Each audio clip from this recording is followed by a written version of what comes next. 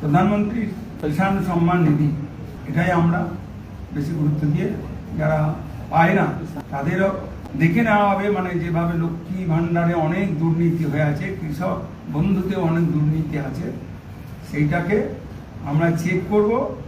নমস্কার বন্ধুরা, এই মুহূর্তে রয়েছে রাজ্যের কৃষকদের জন্য বিরাট বড় সুখবর। আপনি যদি একজন কৃষক হয়ে থাকেন তাহলে এই মুহূর্তে রয়েছে আপনার জন্য গুরুত্বপূর্ণ আপডেট। অবশেষে কৃষক বন্ধু প্রকল্প বন্ধ হয়ে গেল, চালু হলো কৃষকদের জন্য নতুন প্রকল্প, অর্থাৎ পিএম কিষাণ প্রকল্প। পিএম কিষাণ প্রকল্পে কাদের আবেদন করতে হবে, কাদের আবেদন করতে হবে না, জনকল্যাণ শিবিরে গিয়ে ফর্ম জমা করার সময় কী কী ডকুমেন্টস লাগবে, কী কী শর্ত দেওয়া হয়েছে এই পিএম কিষাণ প্রকল্পে আবেদন করার জন্য, সে বিষয়ে সঠিক আপডেট জানানো হয়েছে। নতুন কৃষিমন্ত্রী দুধ কুমার মণ্ডল কৃষকদের আর্থিক সহায়তার ব্যাপারে কী ঘোষণা করলেন সেই বিষয়ে কিন্তু আপডেট জানানো হয়েছে। তাই বন্ধুরা ভিডিওটি সম্পূর্ণ দেখুন, সম্পূর্ণ দেখে জানতে পারবেন অনেক কিছু আপডেট। তাহলে এবার দেখে নেওয়া যাক কী বলা হয়েছে আজকের এই রিপোর্টে। সারের কালোবাজারি করলে লাইসেন্স বাতিলের হুঁশিয়ারি। সারের কালোবাজারি করলে বা দাম বেশি নিলে লাইসেন্স বাতিলের হুঁশিয়ারি দিলেন কৃষিমন্ত্রী দুধ কুমার মণ্ডল।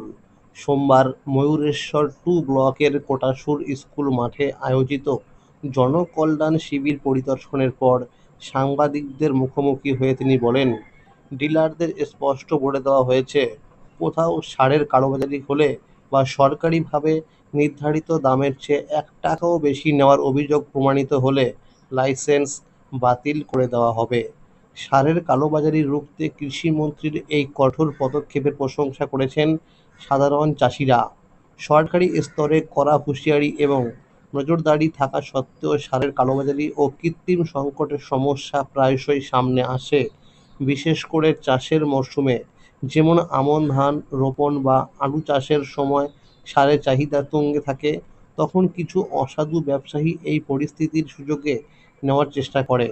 গোডাউনে পর্যাপ্ত সার মজুত থাকা সত্ত্বেও দোকানে সার নেই বলে বোর্ড ঝুলিয়ে দিয়ে কৃত্রিম সংকট তৈরি করা হয়।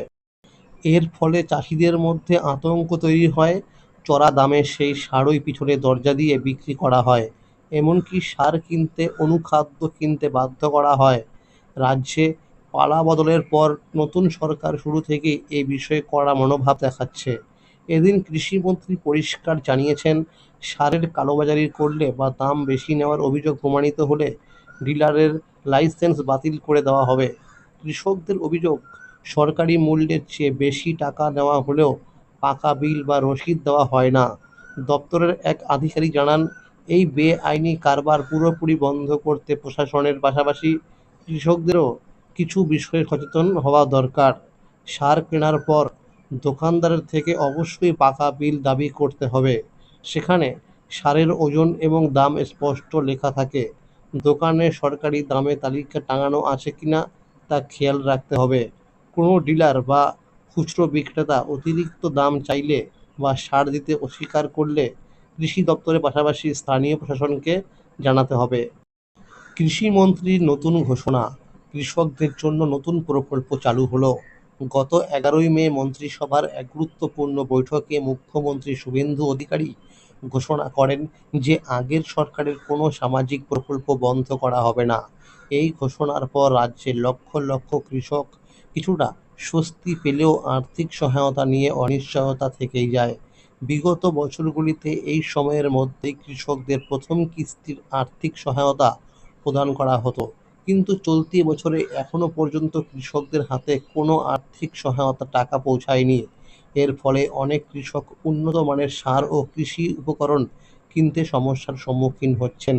অনেকের জমিতে পর্যাপ্ত সার প্রয়োগ করা সম্ভব হচ্ছে না, যার প্রভাব ফসলের উৎপাদন ও মানের উপর পড়ছে। পাশাপাশি সংসার চালানোর চিন্তাও বাড়ছে বহু কৃষক পরিবারের। এরই মধ্যে রাজ্য সরকারের বিভিন্ন দপ্তরের মন্ত্রীদের দায়িত্ব বণ্টন সম্পন্ন হয়েছে। কৃষি দপ্তরে দায়িত্ব পেয়েছেন দুধ কুমার মণ্ডল। অবশেষে কৃষকদের আর্থিক সহায়তা নিয়ে তিনি গুরুত্বপূর্ণ ইঙ্গিত দিয়েছেন, যা রাজ্যের কৃষকদের মধ্যে নতুন আশার সঞ্চার করেছে। এখন কৃষকদের নজর সরকারের পরবর্তী ঘোষণার দিকে। দপ্তরের দায়িত্ব নিয়ে প্রথম দিনেই কৃষকদের উদ্দেশ্যে বড় ঘোষণা করলেন ডবল ইঞ্জিন সরকারের কৃষিমন্ত্রী দূত কুমার মণ্ডল। বৃহস্পতিবার নবান্নে দপ্তরের আধিকারিকদের সঙ্গে বৈঠকের পর তিনি জানিয়ে দিলেন, পূর্বতন সরকারের কৃষক বন্ধু প্রকল্প আর থাকছে না। তার জায়গায় এবার থেকে বাংলার কৃষকদের ভরসা জোগাতে পশ্চিমবঙ্গে চালু হবে প্রধানমন্ত্রী কিষাণ সম্মান নিধি বা পিএম কিষাণ প্রকল্প। একইভাবে বাংলার ফসল বীমার জায়গায় চালু হবে প্রধানমন্ত্রী ফসল বীমা যোজনা। একই সঙ্গে মন্ত্রীর দাবি, লক্ষ্মীর ভাণ্ডার প্রকল্পের মতো কৃষক বন্ধু প্রকল্পেও বহু অযোগ্য উপভোক্তা রয়েছেন, তাদের বাদ দেওয়ার প্রয়োজন রয়েছে। কৃষক বন্ধু প্রকল্পের পাশাপাশি এ রাজ্যে প্রধানমন্ত্রী কিষাণ সম্মান নিধি বা পিএম কিষাণ চালু ছিল। সেক্ষেত্রে পিএম কিষাণের সুবিধা পেতে কৃষক বন্ধু প্রাপকদের নতুন করে আবেদন করার প্রয়োজন পড়বে। কৃষক বন্ধু প্রকল্পের মাধ্যমে ১ কোটির বেশি কৃষক এবং ভাগচাষিকে বছরে ২টি কিস্তিতে ৪ থেকে ১০,০০০ টাকা পর্যন্ত আর্থিক সহায়তা প্রদান করত রাজ্য। তুলনায় পিএম কিষাণ প্রকল্পে চাষিরা বছরে ৩টি কিস্তিতে ৬,০০০ টাকা করে পেয়ে থাকেন। এছাড়াও পিএম কিষাণ প্রকল্পের ক্ষেত্রে একাধিক শর্ত রয়েছে, যা পূরণ হলে তবেই একজন কৃষক এই প্রকল্পের সুবিধা পাওয়ার যোগ্য হিসাবে গণ্য হবেন। সেক্ষেত্রে প্রশ্ন উঠছে, পশ্চিমবঙ্গের যে ভাগচাষিরা কৃষক বন্ধু সুবিধা পেতেন তাদের কি হবে? আবার শেষ অন্তর্বর্তী বাজেটে ভূমিহীন ভাগচাষিদের কৃষক বন্ধু প্রকল্পে যুক্ত করার কথাও ঘোষণা করেছিল আগের তৃণমূল সরকার। অন্যদিকে আগের রাজ্য সরকারের বাংলা ফসল বীমার সুবিধা পাওয়ার ক্ষেত্রে ১টি টাকাও প্রিমিয়াম দিতে হতো না কৃষকদেরকে। প্রিমিয়ামের সম্পূর্ণ খরচ বহন করত রাজ্য সরকার। কিন্তু কেন্দ্রীয় বীমা যোজনায় ন্যূনতম হলেও প্রিমিয়ামের বোঝা বইতে হয় কৃষকদের। তবে এটা অনেকটাই নির্ভর করে রাজ্যের ভূমিকার উপর। সেক্ষেত্রে এ রাজ্যে কি ভিন্ন কিছু করা সম্ভব? এখন এই প্রশ্নই ঘুরপাক খেতে শুরু করেছে গ্রাম বাংলার কৃষক মহলে। তবে রাজ্যের কৃষকদের স্বার্থ রক্ষা করাই তার একমাত্র লক্ষ্য হবে বলে জানিয়েছেন দূত কুমার মণ্ডল। তার কথায়, আজকে প্রথম বৈঠক করলাম, আরও অনেক পড়াশোনা করতে হবে। তবে একটা কথা নিশ্চিত করতে পারি যে অনেক সমস্যা আছে, সমাধান করতে হবে। চাষিদের স্বার্থ রক্ষা করব। লক্ষ্মীর ভাণ্ডার থেকে অন্নপূর্ণা যোজনায় যাওয়ার মতো কৃষিতেও রাজ্যের প্রকল্পের বদলে কেন্দ্রের প্রকল্প চালু হবে। নির্বাচনের আগে আলু চাষিদের দুর্দশার বিষয়টি উঠতেই মন্ত্রী জানিয়েছেন, এ রাজ্যে আর অভাবী বিক্রি হবে না। তার জন্য যা করণীয় তাই করা হবে। ১৫, ১৬ এবং ১৭ জুন যে জনকল্যাণ শিবির ক্যাম্প শুরু হয়েছে, সেখানে গিয়ে কৃষকরা পিএম কিষাণ প্রকল্পের জন্য নতুন আবেদন করতে পারবে। তবে যারা আগে পিএম কিষাণ প্রকল্পে টাকা পেতেন তাদের নতুন করে আর ফর্ম জমা করতে হবে না। অন্যদিকে পিএম কিষাণ প্রকল্পের ২৩ নম্বর কিস্তির টাকা ২০ জুন প্রধানমন্ত্রী নরেন্দ্র মোদী পশ্চিমবঙ্গের হুগলি জেলার তারকেশ্বরে এক সভাতে গিয়ে টাকা রিলিজ করবেন। বিধানসভা ভোটের আগে প্রধানমন্ত্রী নরেন্দ্র মোদী এক জনসভায় গিয়ে বলেছিলেন, রাজ্যে বিজেপি সরকার আসলে পিএম কিষাণ প্রকল্পের ভাতা ৬,০০০ টাকার পরিবর্তে ৯,০০০ টাকা করা হবে। তবে এইবার কৃষকদেরকে ২,০০০ টাকা করেই দিতে পারে। ২২শে জুন বাজেটের পেশের পর হয়তো কৃষকদের জন্য এই পিএম কিষাণ প্রকল্পের কিস্তির পরিমাণ বাড়তে পারে। প্রতিটি উপভোক্তাকে জানানো হচ্ছে, প্রত্যেকেই যেন আধার কার্ডের সাথে মোবাইল নাম্বার লিঙ্ক করে রাখে এবং ব্যাংকের অ্যাকাউন্টের সাথে যেন ডিবিটি লিঙ্ক করে রাখে। কারণ সমস্ত সামাজিক প্রকল্পের টাকা ডিবিটির মাধ্যমে দেওয়া হচ্ছে। মুখ্যমন্ত্রী জানিয়েছেন, এসআইআর তালিকা নিয়ে বিশ্লেষণের কাজ চলছে। তবে যাদের নাম রয়েছে ট্রাইব্যুনালে এবং যারা সিএএ এর জন্য আবেদন করেছেন তারাও সরকারি সুবিধা পাবেন বলে জানানো হয়েছে।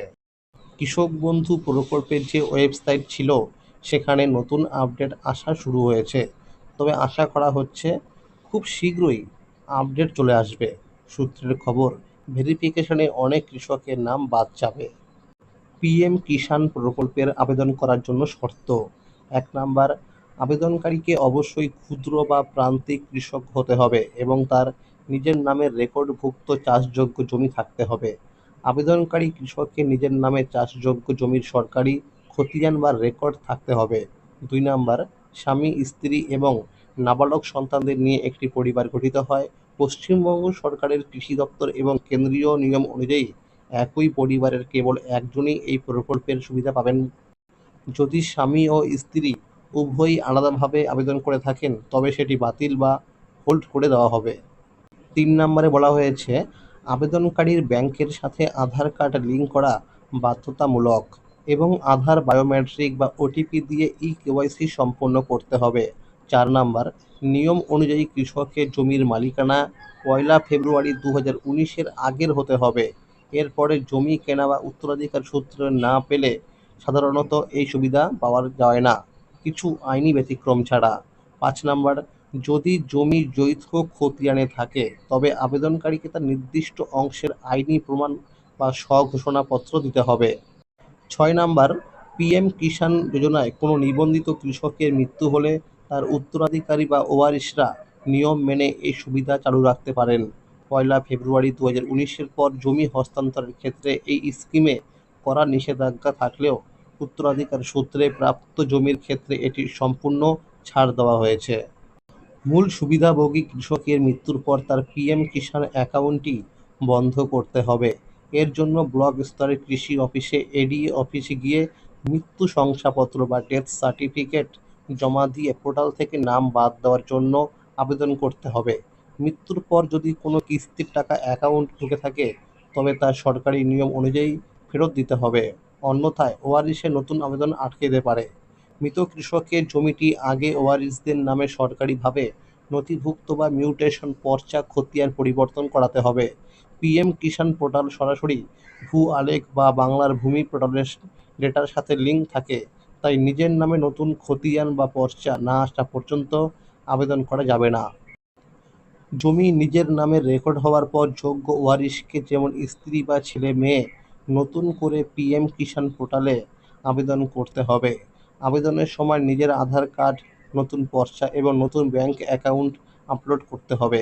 ব্লক প্রশাসন থেকে ভেরিফিকেশনের সময় আবেদনের সাথে ওয়ারিশন সার্টিফিকেট বা বংশ তালিকা যুক্ত করা বাধ্যতামূলক, যা প্রমাণ করবে আপনি ওই মৃত কৃষকের বৈধ উত্তরসূরি। আবেদন প্রক্রিয়া ও যাচাইকরণ: কৃষি দপ্তরের অনুমোদন অনলাইন পিএম কিষাণ পোর্টালে বা সিএসসি সেন্টারে আবেদনের পর পশ্চিমবঙ্গের ব্লক স্তরের কৃষি আধিকারিক, এডিএ অফিস থেকে এবং জেলা প্রশাসন থেকে জমির নথি ও যোগ্যতা যাচাই করার পরে তারপরে অ্যাপ্রুভ দেওয়া হয়। রাজ্য সরকার থেকে ডাটাবেস অনুমোদন করার পরই কেন্দ্র থেকে বছরে ৩টি কিস্তিতে মোট ৬,০০০ টাকা দেওয়া শুরু হয়। কী কী ডকুমেন্টস লাগবে? ১ নাম্বার, জমির রেকর্ড, খতিয়ান বা পর্চা। ২ নাম্বার, ওয়ারিশন সার্টিফিকেট যদি প্রযোজ্য হয়। ৩ নাম্বার, মৃত কৃষকের মৃত্যু শংসাপত্র বা ডেথ সার্টিফিকেট যদি প্রযোজ্য হয়। ৪ নাম্বার, আধার কার্ড। ৫ নাম্বার, আধার সংযুক্ত ব্যাংকের passbook. ৬ number, voter card. ৭ number, passport সাইজের ছবি। ৮ নাম্বার, সই করা স্ব-ঘোষণাপত্র বা সেলফ ডিক্লারেশন ফর্ম। তাহলে বন্ধুরা, আজকের এই ছিল আপডেট। এইরকম আরও নতুন নতুন প্রকল্পের আপডেট সবার আগে পেতে হলে চ্যানেলটিকে অবশ্যই মনে করে সাবস্ক্রাইব করে রাখুন এবং সকলের কাছে শেয়ার করে দিন। আর যদি ভিডিওটি ভালো লেগে থাকে অবশ্যই একটি লাইক করে দেবেন। ধন্যবাদ।